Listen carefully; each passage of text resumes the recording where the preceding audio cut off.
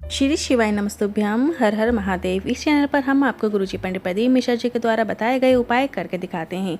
इसी श्रृंखला में कल है 19 जून, दिन है सोमवार का, साथ ही गुप्त नवरात्रि प्रारंभ हो रही है। गुरुजी के द्वारा बताए गए ऐसे कई उपाय हैं जो कि सिर्फ गुप्त नवरात्रि के दिन ही किए जाते हैं। तो जान लेते हैं पहले उपाय के बारे में, जो कि आपको 19 जून, दिन है सोमवार का, इस दिन आप कर सकते हैं।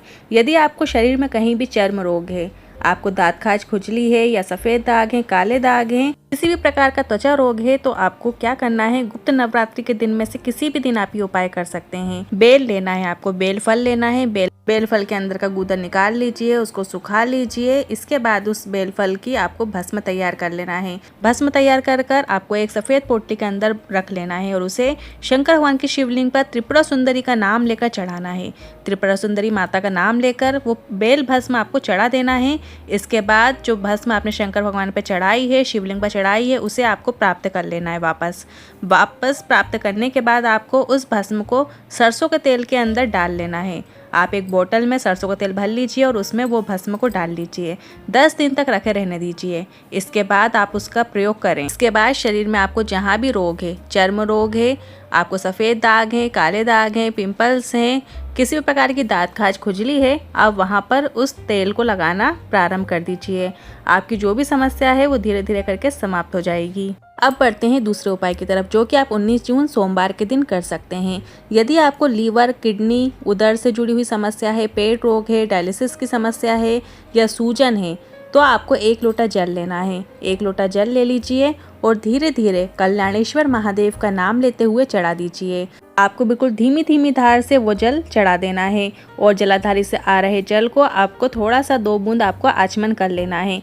आचमन करते समय भी आपको कल्याणेश्वर महादेव का नाम लेना है। जो भी पेट से जुड़ी हुई समस्याएं हैं, चाहे वो लीवर से हो, किडनी से, वो आपकी धीरे धीरे समाप्त होने लगेंगी और आराम लगना प्रारंभ हो जाता है। ये उपाय आपको सुबह के समय करना है और 5 सोमवार तक लगातार करके ज़रूर देखिएगा। अब बढ़ते हैं शिव सोमवार का लाभ प्राप्त करने के लिए तीसरे उपाय की तरफ। अगर आप महादेव की विशेष कृपा चाहते हो, घर में सुख समृद्धि चाहते हैं, जीवन में किसी भी चीज़ की कमी नहीं होती अगर आप ये उपाय कर लेते हैं। सोमवार के दिन सुबह के समय आपको ये उपाय ज़रूर करना है और सभी को करना है।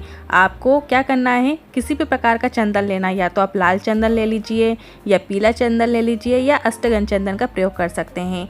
तो आपको अपनी 3 उंगलियों का प्रयोग करना है। सबसे पहले आपको बीच वाली उंगली और उसके नीचे वाली उंगली से 2 लाइनें खींचना है। शंकर भगवान की शिवलिंग पर 2 लाइनें खींचना है और सबसे ऊपर वाली उंगली से आपको नीचे वाली लाइन खींचना है। इस तरीके से आपको 3 लाइन त्रिपुंड की बना देना है। इस तरह शिवलिंग पर जो ये 3 रेखाएं बनती हैं, ये ब्रह्मा, विष्णु, महेश की प्रतीक होती हैं। त्रिपुंड इन तीनों लाइनों से मिलकर बनता है। इस तरीके से यदि जो व्यक्ति सोमवार के दिन त्रिपुंड बनाता है, उसे महादेव की विशेष कृपा होती है, उसके घर में सुख समृद्धि आती है और जीवन में किसी भी चीज की कमी नहीं होती है। सोमवार के दिन त्रिपुंड जरूर बनाइएगा। अब बढ़ते हैं अगले चौथे उपाय की तरफ। यदि आपकी कोई विशेष मनोकामना है तो आप इस दिन ये उपाय जरूर कीजिए।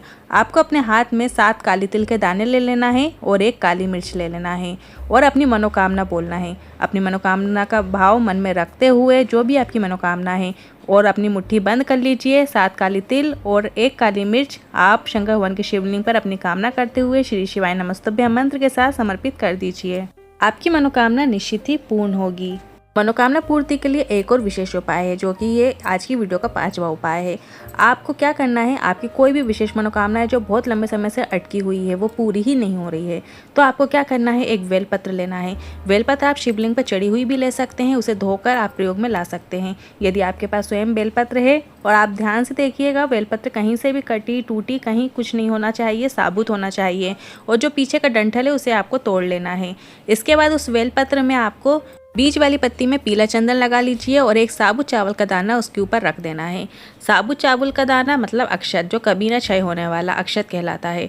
आपको एक साबुत चावल का दाना उस बीच वाली पत्ती पर रखना है। आप वो बेलपत्र अपने हाथ की हथेली में रखिए और अपनी कामना करिए और वो बेलपत्र आपको शंकर भगवान की शिवलिंग पर अर्पित कर देना है। बेलपत्र की जो डंडी है वो जलाधारी की ओर रखें। इस तरीके से आपको वो बेलपत्र अर्पित कर देना है। बस इतना मात्र कर देने से आपकी जो भी कामना है वो निश्चित ही पूर्ण होने लगती है। अब बढ़ते हैं अगले 6वें उपाय की तरफ। इस गुप्त नवरात्रि में आप ये उपाय पंचमी तिथि के दिन कर सकते हैं। जिन लोगों के विवाह नहीं हो रहे हैं, शादी में देरी हो रही है, रिश्ते आते हैं पर कहीं बात नहीं बन पाती है। तो इस गुप्त नवरात्रि में आपको ये उपाय ज़रूर करना है। इस गुप्त नवरात्रि में जो पंचमी तिथि है वो 23 जून को पड़ रही, तो इस दिन आप ये उपाय ज़रूर कीजिए। आपको एक आम का पत्ता ले लेना है और उस आम के पत्ते में आपको 2 स्वास्तिक बनाना है। एक हल्दी का स्वास्तिक बनाना है और एक रोली का स्वास्तिक बना लेना है, कुमकुम का स्वास्तिक बना लेना है। 2 स्वास्तिक बना लेने के बाद आपको जहाँ आपने हल्दी का स्वास्तिक बनाया है उसमें कुमकुम वाले लाल चावल आपको समर्पित करना है, और जहाँ आपने रोली कुमकुम का स्वास्तिक बनाया है वहाँ आपको पीले किए हुए चावल समर्पित करना है। मतलब जहाँ आपने 2 स्वास्तिक बनाए, एक हल्दी का और एक रोली का, तो हल्दी वाले स्वास्तिक में आपको रोली वाले चावल समर्पित करना है और जो रोली वाला स्वास्तिक बनाया है उसमें हल्दी वाले चावल समर्पित करना है। जिस लड़के या लड़की की शादी नहीं हो रही है वो आम का पत्ता उसके हाथ की हथेली में रखिए। अपना नाम और गोत्र बोलकर वो आम का पत्ता आप नीम के वृक्ष के नीचे समर्पित कर देना है। पंचमी तिथि के दिन आप ये उपाय करना है। यदि वो लड़का या लड़की ये उपाय नहीं कर पाता है तो घर का जो भी सदस्य है वो ये उपाय कर सकता है। बस वो जिसकी शादी नहीं हो रही है उसका नाम और गोत्र बोलकर ये उपाय कर सकते हैं। इन उपायों से लेकर मन में कोई सवाल या क्वेश्चन है तो आप कमेंट बॉक्स के जरिए पूछ सकते हैं। वीडियो थोड़ा भी उपयोगी लगा हो तो वीडियो को लाइक करके कमेंट बॉक्स में हर हर महादेव जरूर टाइप कीजिएगा। श्री शिवाय नमस्तुभ्यम।